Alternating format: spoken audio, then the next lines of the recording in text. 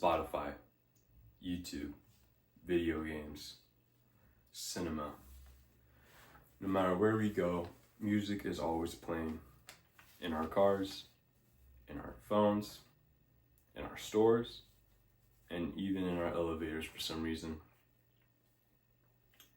And according to the International Federation of the Phonographics Industry, the average person listens to about 20 hours of music per week, which is approximately 3 hours a day of listening to Creed, at least for me.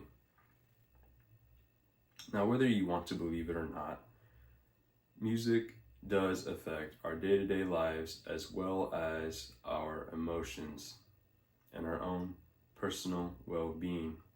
Music has the power to lift us up, to calm us down, or even to make us cry.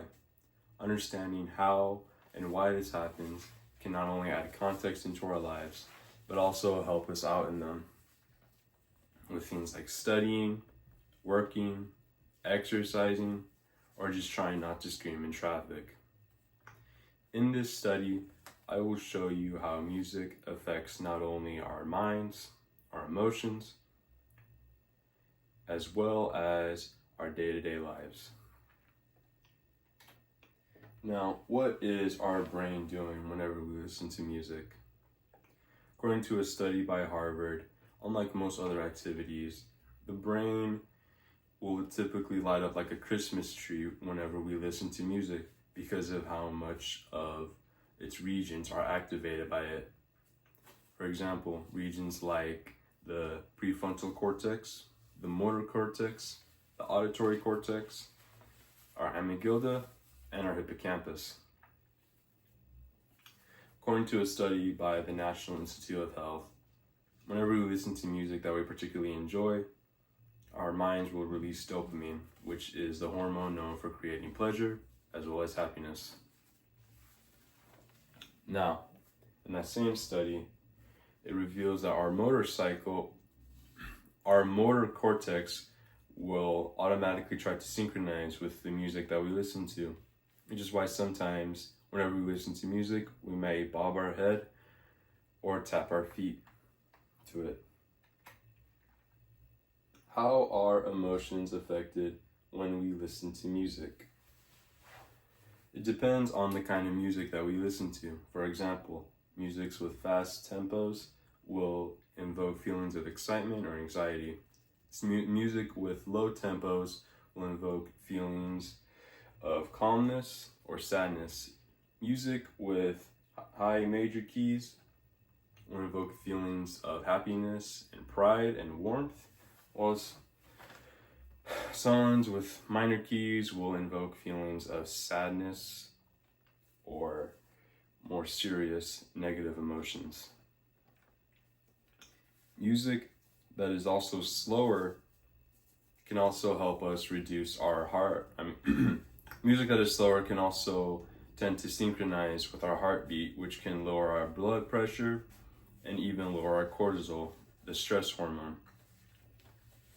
Now, music and memory are both tightly linked together. This is because our mind will typically assign tags or triggers to our core memories, and music is one of the strongest ones there is, which is why whenever we listen to music, we may sometimes feel nostalgic for a time long gone. How does music affect our daily lives?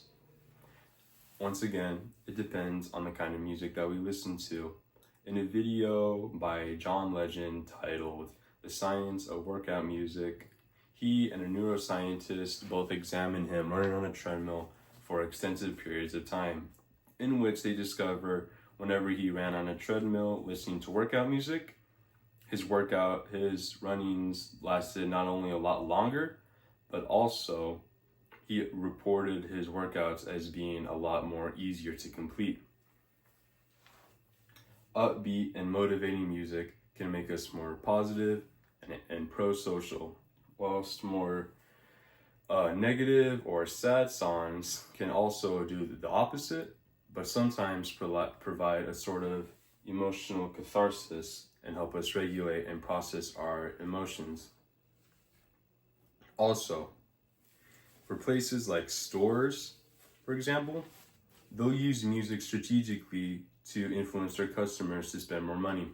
For example, a more calm store, like let's say a coffee shop or a bookstore, will use slower, more instrumental and ambient music to influence their customers to stay around longer, whilst stores that are near closing, stores like grocery stores, will typically play radio music or music with higher tempos in order to encourage their customers to be more impulsive, more decisive, and ultimately purchase more things on the whim of their own emotions.